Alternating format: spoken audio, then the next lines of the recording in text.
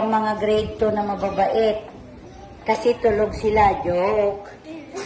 Yan, mababait sila kasi busy sila sa pag-answer. Oo, titingnan natin kung sino ang... Yan, mga busy. Kyle, sagot ka na. Tapos ka na, Sophia? Di pa? Ay, tapos na si Audrey. Uy, ang galing ng upo ni Danilo. Dapat ganun, straight body pag nagsasagot. Kaya pa nagsusulat straight body, hindi na kayo ko. Magiging lolo't lola kayo. Sige, agad. Bakit kita ang pusod ni Jassy? Dison, may nagawa ka na na. Dalian mo na.